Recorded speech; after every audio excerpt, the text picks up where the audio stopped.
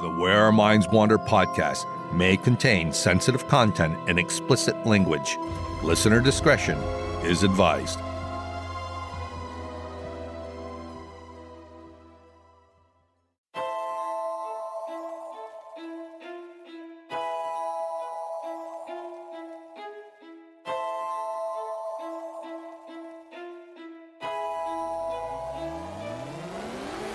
Greetings, fellow wanderers, to the places our minds wander. The house at the end of the dirt road, where disembodied voices whisper and strange sounds make the living shiver. Where shadows lurk at the edge of the woods, just outside your back door. And mysterious lights speed beyond reason across the clear night sky. Odd events throughout time that lead you down the rabbit hole. I'm Wes. And I'm Beth. And this is Where Our Minds Wander. Hello and welcome to Where Our Minds Wander, all you fellow wanderers. Thank you for joining us. Hello, everyone. Well, we have a fabulous show lined up for you all tonight. We do. It's going off our Black Dog story from 2 episodes ago. I think it was episode 152. Yeah, so if you all caught it, Wes did his story on truckers and the Black Dog phenomenon. And he had mentioned during that episode the Black Dog of Newgate Prison. And at the time, I thought, oh my gosh, it's a ghost story about a black dog that hunted down murderers and avenged a death. Like, that's totally up our alley. So for tonight's episode, I decided to do some research. And I have to say, this was one of those times where that rabbit hole that we talk about just got longer and twistier and had more offshoots than any other topic that I've researched so far. So you're in for a treat tonight. Yeah, I'm really excited to get into this one tonight. So do you want me just to get into it? Yeah, so all you wanderers, sit back, get comfy, and Beth's gonna get us started. Okay, so it turns out that the Black Dog of Newgate Prison is just as much a mystery as it is a ghost story. And I have to be honest, trying to decide how to start my half of the story for tonight, it kind of took me a little bit. But I'm going to start with this. It is said that the alley known as Amen Court near the Old Bailey and St. Paul's Cathedral in London was once called Dead Man's Walk. Prisoners sentenced to death at Newgate Prison would walk this route to their execution and then be buried along the pathway, so that each condemned man or woman was literally walking over the dead to meet their own death. It's bordered by a high stone wall that separates it from St. Paul's Cathedral. And to this day, people have reported seeing a black, shadowy figure that slithers along the wall that borders Dead Man's Walk. Sometimes people hear disembodied footsteps coming down the walk at the same time, or the sound of dragging chains. The slithering black mass then slides down the wall to the ground and then disappears. They say the slithering shadow just might be the Black Dog of Newgate. It's creepy, for sure, and not something I'd want to see in a place where I know the condemned were once executed and buried. And I don't know if I'd immediately think this slithering shadow is a spectral dog or if I'd think it's a spectral man. And if it is a dog, I don't know if I'd feel much better about it, especially since legend says it could be both. A shape-shifting, slithering black shadow out for revenge. It's very eerie. It's creepy. It's definitely something that'd make you shit your pants. Yeah. The legend of the Black Dog of Newgate Prison seems to have started in 1596. According to ReynoldsNews.com, the late 1500s saw a rise in a certain type of literature known as rogue literature. Rogue literature basically explored the seedier side of city life, often telling salacious tales of greed, murder, and revenge. They were often just thinly veiled cautionary stories about morality. It was an attempt to keep their readers in line. The Black Dog of Newgate was one of these types of literature, and it was written by a man named Luke Hutton. In it, he is also the narrator, and he writes that time itself has come to teach him a lesson. The lesson stars a shape-shifting creature that transforms from a black dog into a man that walks the London streets at night, committing all kinds of heinous crimes. The black dog doesn't discriminate. It will target anyone. Hutton writes, quote, "Then did I fix mine eye upon this beast, who did appear first in the shape of a man. But in a trice he did transform his shape, which broke a treble horror to my heart. A Cerberus, nay, worse, he thrice it wide did gape, his ears all snakes, curling they will not part. Bribery his hand, the spoil of the poor his trade. His fingers talons seizing to betray, and with his arms he foldeth men in woe. Destruction still the path where'er he goes." But, Hutton says, the black dog wasn't always so indiscriminate in his targets. It initially only targeted a small group of Newgate prisoners out of revenge. It all began during the reign of King Henry III. Widespread famine blanketed the land, and the prisoners held at Newgate Prison bore the brunt of it, often being left to starve. This part of the story, by the way, is historically accurate. Newgate Prison was named after its location in the Roman London Wall. It was the New Gate. The prison was built in 1188 and expanded in 1236 to include one of the wall turrets and some new dungeons. During the reign of Henry III, from 1216 to 1272, England did suffer from widespread famine. Henry had become king at age 9, and throughout his reign he was known for being incredibly extravagant and an anti-Semite. He ruled when the Magna Carta was basically being implemented, and Parliament was fighting to establish control over the monarchy. He was not popular, and England was thrown into a state of unrest. And this is when, according to Luke Hutton, the story of the Black Dog began. Conditions inside Newgate Prison were atrocious. The starving prisoners resorted to all kinds of violence in order to stay alive, including cannibalism. Then one day, a new prisoner arrived, a young scholar, and a group of starving prisoners attacked him. They not only killed him, but devoured him. After their horrifying meal was finished, the guilty prisoners slunk back off into the darkness. And then, one by one, they began to see a shadowy black shape out of the corner of their eye. It walked on all fours up and down the prison hallways as if looking for someone.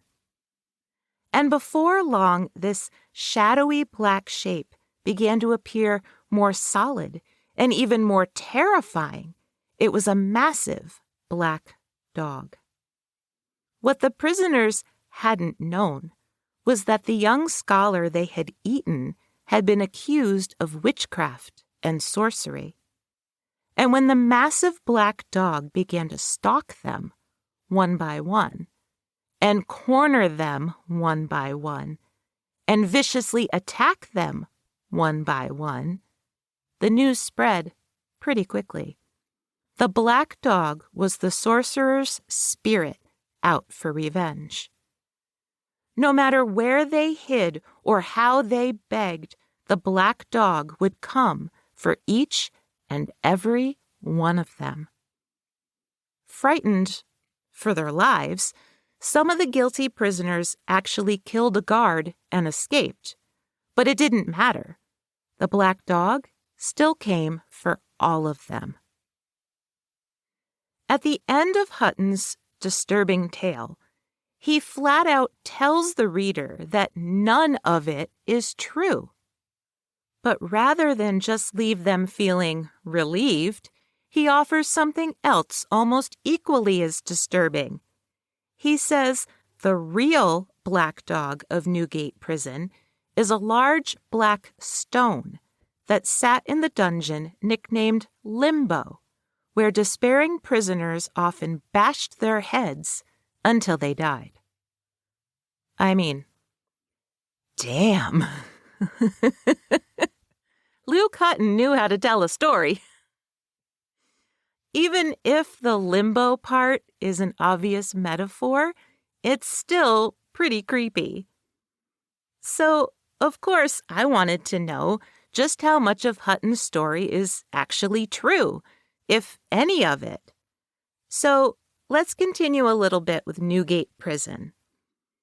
In the 1400s, Newgate Prison was in dire need of repairs, according to layersoflondon.com. It was so bad that 22 prisoners died of jail fever, otherwise known as typhus, in a single year, and 62 deaths were under investigation for foul play. Female prisoners had to walk, alone and without protection, through the men's quarters just to reach the only bathroom. In 1419, the City of London actually shut it down so they could fix it. They added a separate tower for female prisoners, but that really wasn't enough, so in 1422, they rebuilt the entire thing. A central meal hall and a chapel were constructed, along with 3 main wards. The master's side was for prisoners who could afford to pay for their own meals.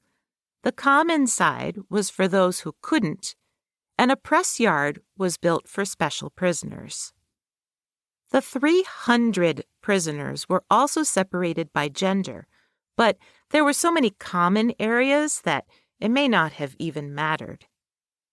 The new prison stood for about 200 years before it was destroyed by fire in 1666 and was rebuilt again in 1672. Renovations began again in 1770, but were destroyed by a fire set by a mob in 1780 before it could be completed. In 1782, the newest Newgate Prison opened once again. Writer Henry Fielding referred to it as the, quote, prototype to hell. According to author Julia Brannan's website, every man, woman, or child would enter the prison by way of a dungeon nicknamed Limbo by the other prisoners. It was right under the main gate, and an open sewer ran right down the middle of it. Prisoners were assigned a specific dungeon based on their alleged crime.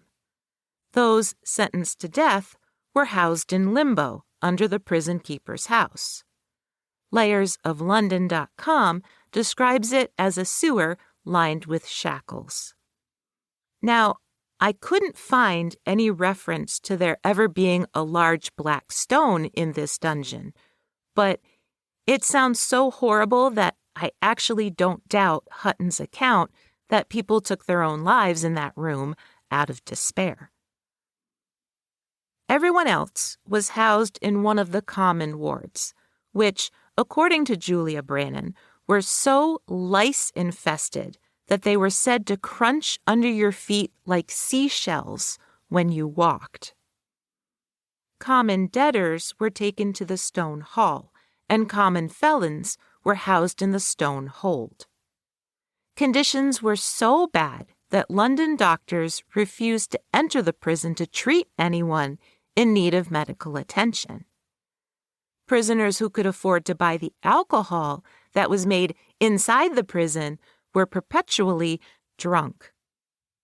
With the creation of the Bloody Code, a law that cited over 200 different crimes as being punishable by death, public executions became a popular spectacle.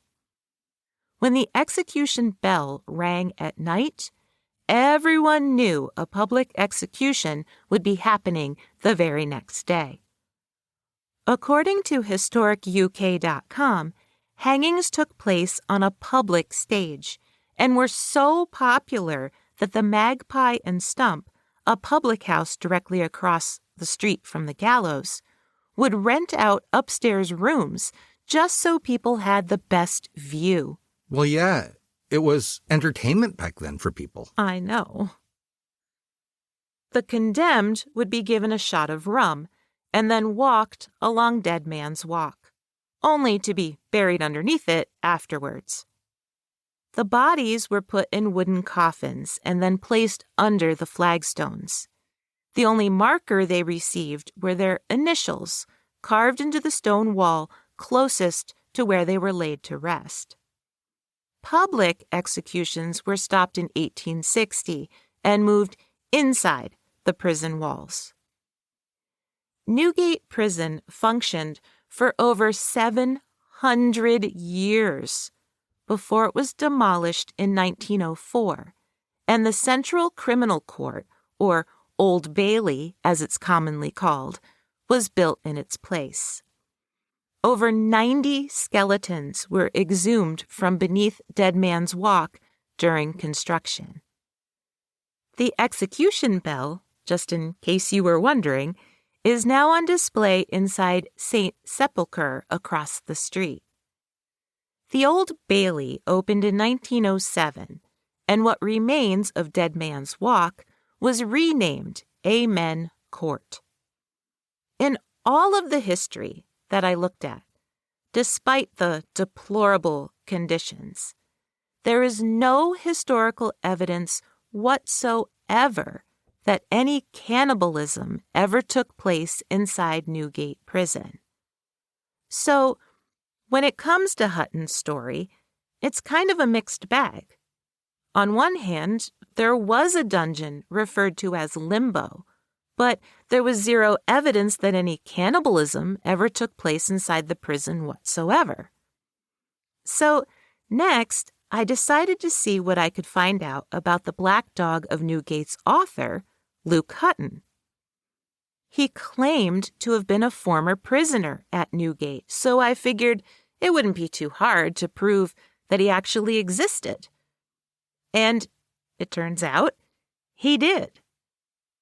Luke Hutton was the son of either an archbishop or a rector, but either way, he came from a religious family. He attended Trinity College under an early form of work study, where he did menial jobs in order to pay his tuition. But he quit in 1582 before obtaining a degree. And although I couldn't find any specific details, he was found guilty of a robbery on St. Luke's Day and executed for that crime in 1598. Luke Hutton, the author, wrote more than just The Black Dog of Newgate. He also wrote a play, a ballad, and a second book. But here's where things get a little murky.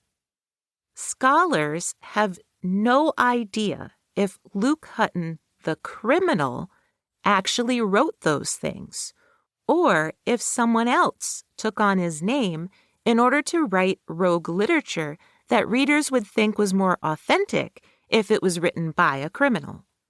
Essentially, Luke Hutton could be a pseudonym that someone else used because they knew he had been a criminal. When you look at the words of his ballad, it isn't very specific, offering kind of a generic or vague details about his life. For example, he writes, quote, "My parents were of good degree, by whom I could not counselled be. And my name is Hutton, yea, Luke of bad life, which on the highway robbed man and wife. Not 20 years old, alas, was I, when I began this felony." So, we don't really know who wrote The Black Dog of Newgate. And we also don't really know what the heck has been slithering along the top of the wall along Dead Man's Walk. Like I said earlier, Newgate Prison was demolished in the early 1900s, and the Old Bailey was erected in its place. There isn't much left of Dead Man's Walk. After the 90s skeletons were exhumed, it was renamed Amen Court.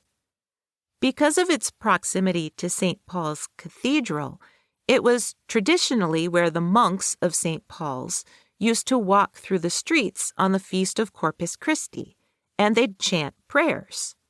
By the time they'd made their rounds and come to the end of their prayers, they were at the corner of Paternoster Lane and Ave Maria Lane, so the spot became known as Amen Corner. Amen Court, which isn't open to the public, consists of a row of 17th century houses where church officials once lived. But people have been seeing something pretty terrifying, that black, shadowy mass, moving across the top of the wall in Amen Court since the 16th century. And in every account I read, the word they use to describe how it moves is slithering.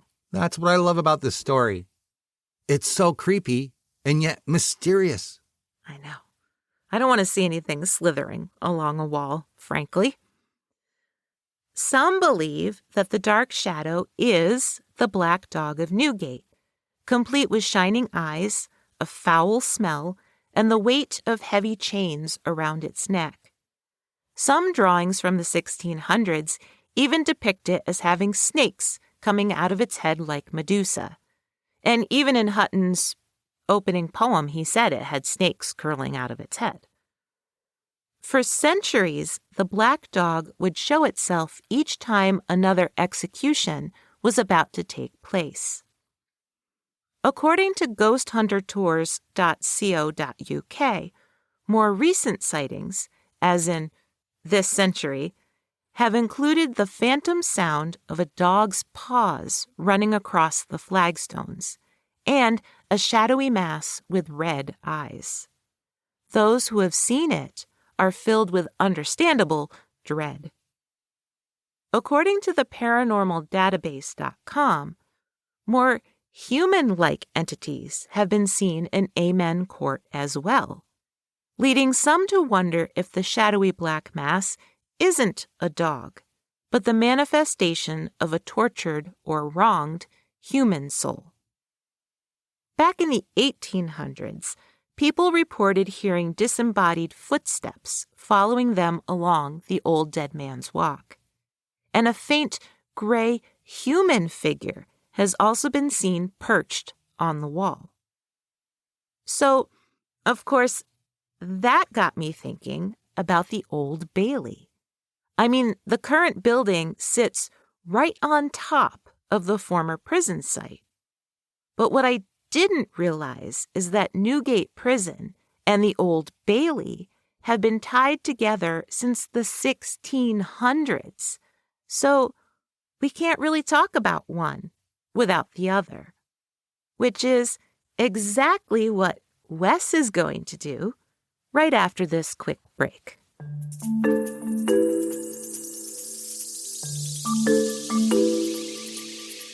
Hey, did you know Airlines lose about 36 million pieces of luggage worldwide per year, which is only 0.5% of all luggage checked onto airplanes.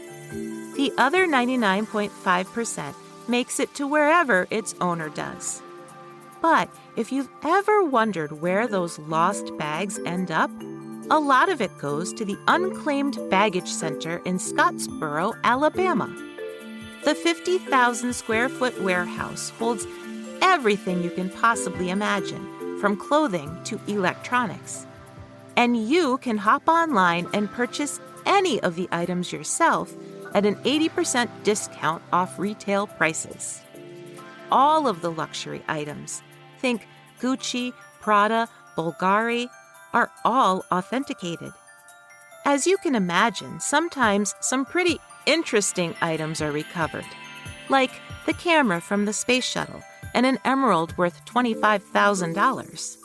They currently have a fake pregnancy belly.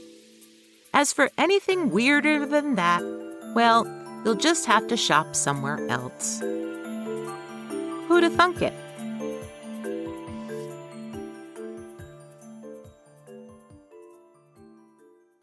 All right, we're back, and I'm going to pick up where Beth left off, with the Old Bailey and its ties to Newgate Prison and the Black Dog.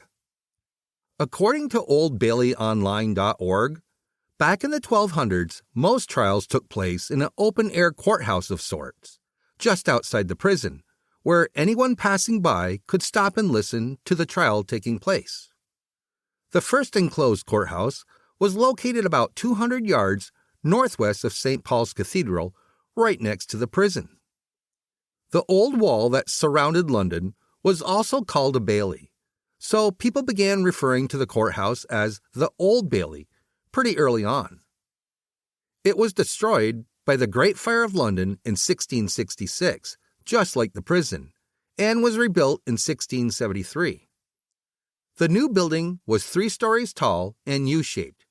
It was also surrounded by a high brick wall topped with spikes, so people awaiting trial wouldn't be tempted to run.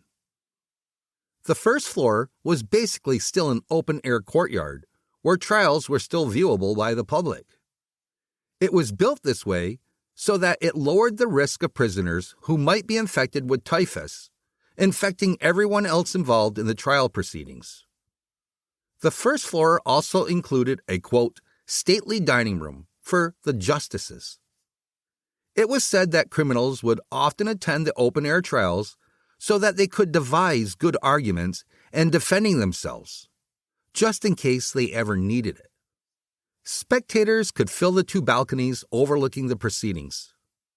This setup worked pretty well for a while, although it did seem like the jurors were often influenced and maybe even intimidated by the jeering crowds. So in 1737, a new courthouse was built that was more enclosed. This new Old Bailey also had a passageway that linked the courthouse directly to Newgate Prison, so that the convicted could make their way directly from the court to the dungeons more easily. The new enclosed courtroom ended up confirming their worst fear, though. In 1750, the typhus outbreak was so bad that it didn't just kill 60 prisoners inside Newgate, but also the Lord Mayor and 2 Old Bailey judges. The other judges began carrying around nosegays, or little bouquets of flowers, to help them deal with the stench and the spread of infection. Trials were just as much of a spectacle as hangings, and they actually charged people to come watch trial proceedings until 1771. This new free entertainment almost caused a riot, and the entrance fee was put back in place until 1860. In 1774, the Old Bailey was rebuilt again, mostly because they were still trying to figure out a way to control the crowds that came to hear the trials.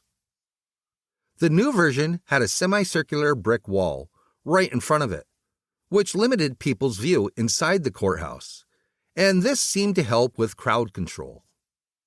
They also built walls along the passageway between the Old Bailey and the prison, so that prisoners weren't at risk of being attacked or rescued. They also included a witness room, so witnesses could wait inside until they were called. Prior to that, they often waited in a nearby pub. The grand jury was given 18 leather chairs to sit in during the proceedings, and both the sheriff and Lord Mayor had their own private parlors. The Lord Mayor's dining room had a fancy mosaic tiled fireplace, mahogany dining tables and chairs, and a large, luxurious carpet. His meals were prepared for him and served with wine from the courthouse vault. During the riot of 1780, when Newgate was burned to the ground, rioters broke into the Old Bailey and stole all the furniture. They didn't keep it for themselves, though. Instead, they piled it up in the street, and they set it all on fire. The new Old Bailey was even fancier. There were 4 brass chandeliers in the courtroom and a very large mirror. The mirror was positioned just right, so that it reflected the sunlight directly into the accused person's face during their trial. The idea was that everyone would be able to clearly see their facial expressions, and it'd be easier to determine if they were lying or guilty.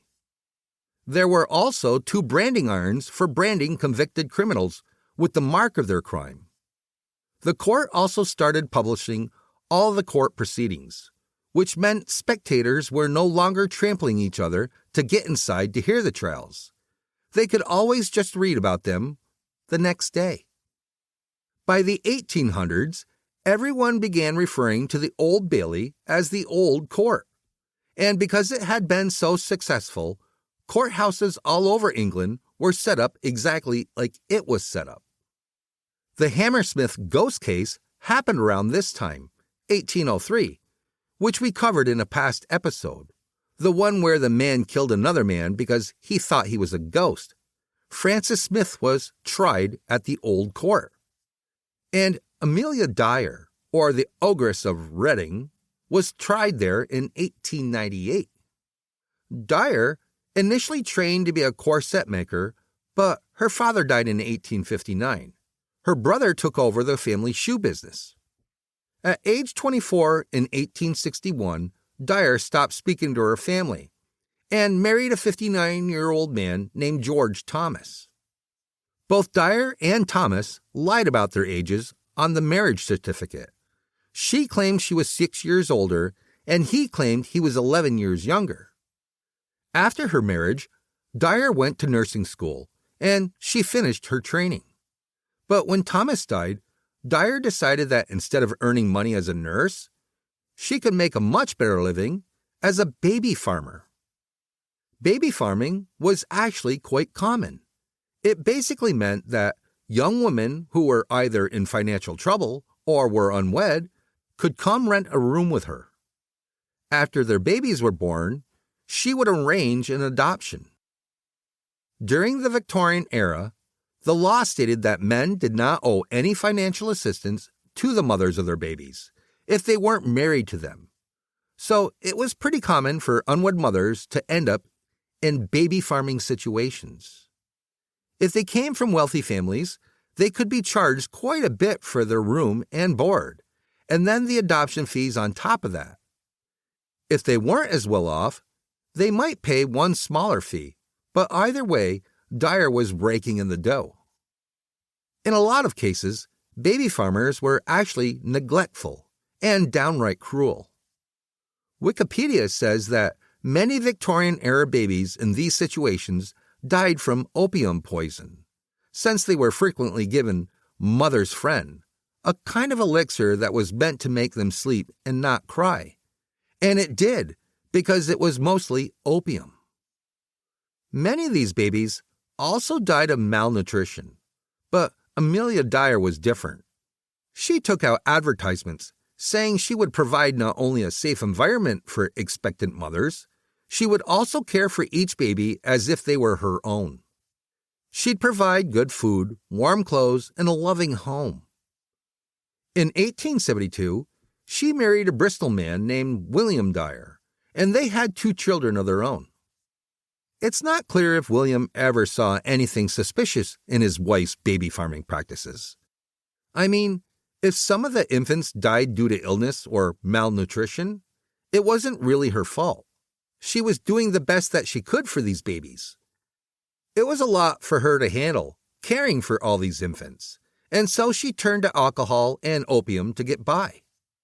But at some point, the number of babies who died under her care rose to alarming numbers.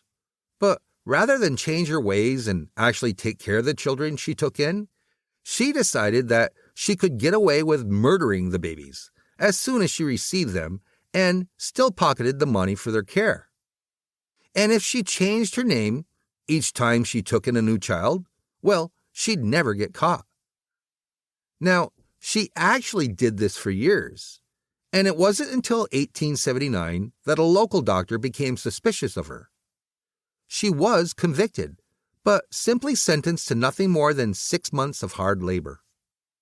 When she got out, she went back to nursing, but her mental health struggles meant that she ended up in various asylums as a patient. She also continued baby farming, and in 1890 she got into some trouble when she was paid to temporarily care for a governess's newborn baby. Dyer killed the child and then substituted another baby, which the governess quickly realized when she came to retrieve her child. The authorities were onto her again and suspected that she faked her way into the asylums each time she feared that she would get caught. At one point, when she knew they were onto her, she drank 2 entire bottles of laudanum, but her opium tolerance was so high by then that it didn't kill her. However, it did get her another stay at an asylum. When she was released this time, she went right back to her old ways again, changing her name, taking in babies for a large fee, killing them, and then moving on to another town when she thought she might get caught. And then in 1896, a 25-year-old barmaid named Evelina Marmon ran an ad in the Bristol Times that said, "Wanted, respectable woman to take a young child." Her plan was to come back for her child, a little girl named Doris, as soon as she had enough money to provide for her. Right next to her ad was another ad that said, "Married couple with no family would adopt a healthy child, nice country home, terms £10. Marmon thought that perhaps this couple would take Doris temporarily, and that they might be willing to accept weekly payments rather than the large sum of £10 up front. So she responded to the ad and received a lovely letter from the woman in the ad. It said, quote, "I should be glad to have a dear baby girl, one I could bring up and call my own." She continued, "We are plain, homely people in fairly good circumstances. I don't want a child for money's sake, but the company and home comfort. I and my husband are dearly fond of children. I have no child of my own. A child with me will have a good home and a mother's love." End quote. Now, it sounded perfect. Except for one thing. Miss Harding insisted on £10 up front. Marmon couldn't really afford it, but it sounded like such a safe and loving home for Doris that she scraped the money together.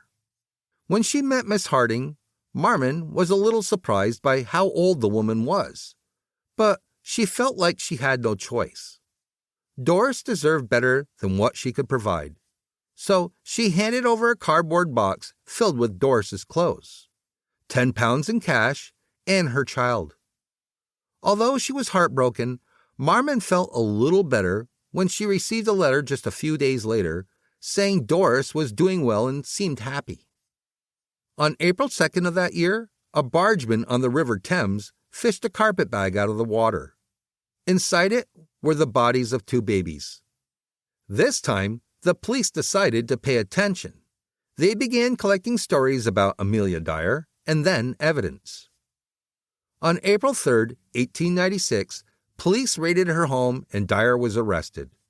When police dredged the Thames, they discovered the bodies of 6 more young children, one of which was Doris Marmon. Police were able to connect Amelia Dyer to at least 20 infant deaths that happened just in the previous few months. Some historians estimate that Amelia Dyer may have been responsible for the deaths of over 400 children. Jesus. 400? That's a lot of babies. That's disgusting. It's hard to believe. 400. Well, because they were unwed women, maybe the police didn't think that it was worth looking into prior to that. I don't know, but 400 is disgusting. She was arrested on April 4th, and her trial took place inside the Old Bailey. On May 22nd, she pleaded guilty by reason of insanity in the murder of Doris Marmon. She quickly became known as the Ogress of Reading in all the newspapers, and the public was rightfully disgusted and outraged. It only took the jury 4.5 minutes to find her guilty. She made her way from the Old Bailey to Newgate Prison and spent 3 weeks in limbo. And then on June 10th, 1896, at the age of 58, she was hanged. She had no last words. Since it was 1896, her hanging was not open to the public, but done inside Newgate Prison. But the papers published a rhyme that, like Lizzie Borden's here in the U.S., is pretty well known throughout England. It goes like this. The old baby farmer, the wretched Miss Dyer, at the Old Bailey her wages is paid. In times long ago, we'd a made a big fire, and roasted so nicely that wicked old jade. For a short period of time, some wondered if Amelia Dyer was Jack the Ripper. However, her crimes were very different, and that idea was soon dropped as a possibility. So the reason that I've told you all about Amelia Dyer is because she's tied to the Black Dog legend of Newgate.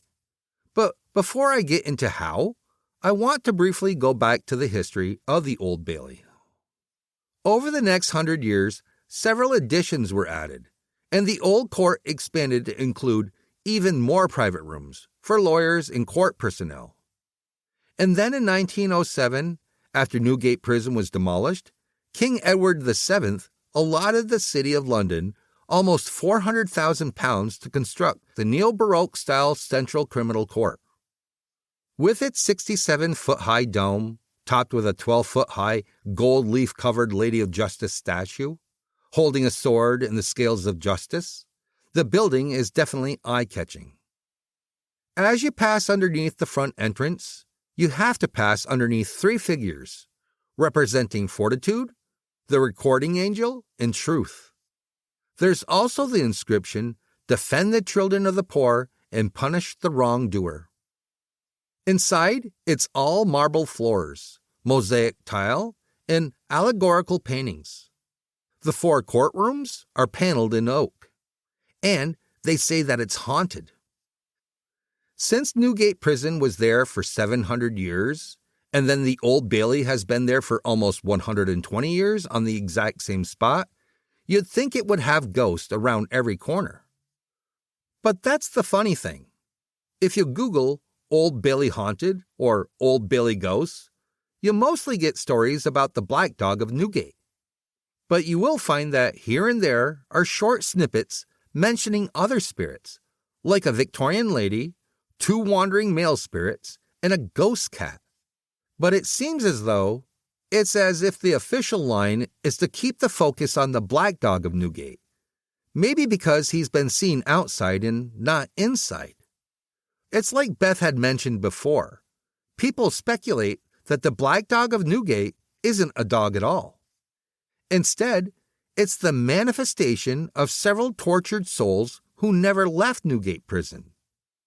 Perhaps Amelia Dyer is one of those spirits that manifest as the Black Dog. But she's also thought to be the Victorian lady that lurks just outside the courtroom door inside the Old Bailey.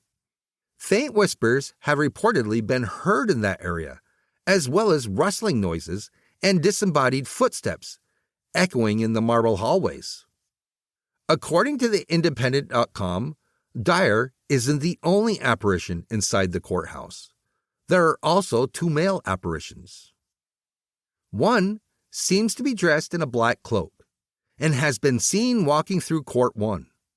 Some believe that he's a former barrister, while others believe he's the ghost of a man who was wrongfully accused of being a highwayman and hanged for crimes that he didn't commit. He was buried along Deadman's Walk. Now, there tends to be more people who believe he's the wrongly accused man, since he's frequently seen right after some sort of injustice that has happened inside the court.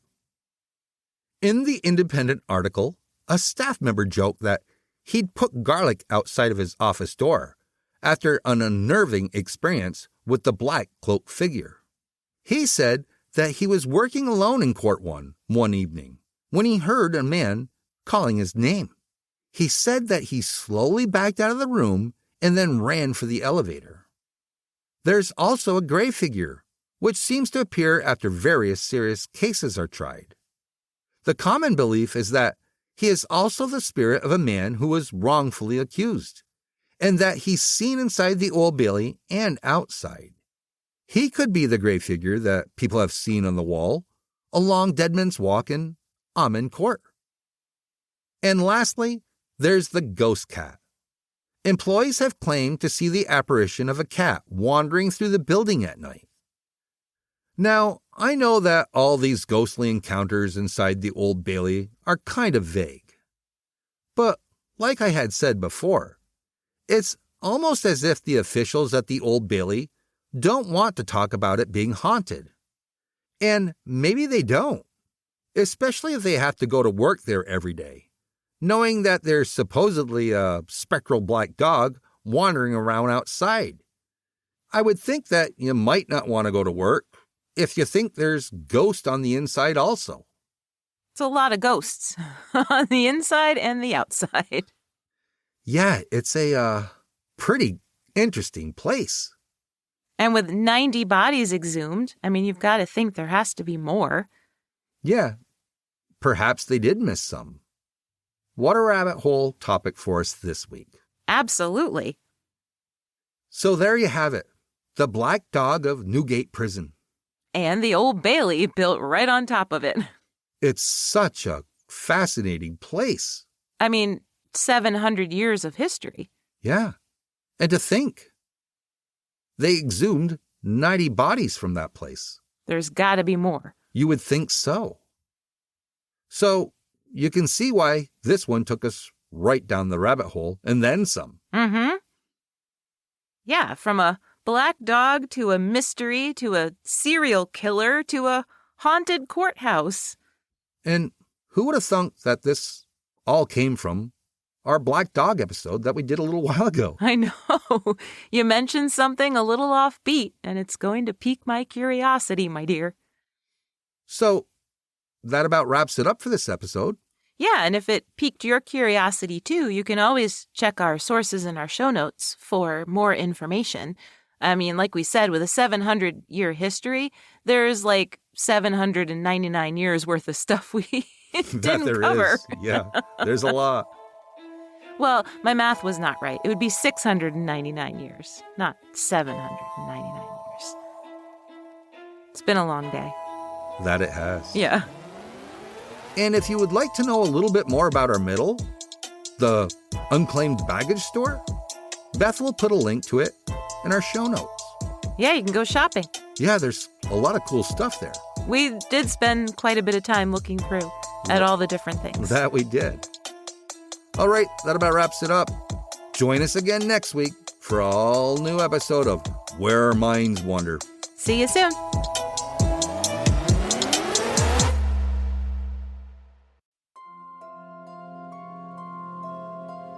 Thank you for joining us. We look forward to traveling with you again to the places where our minds wander.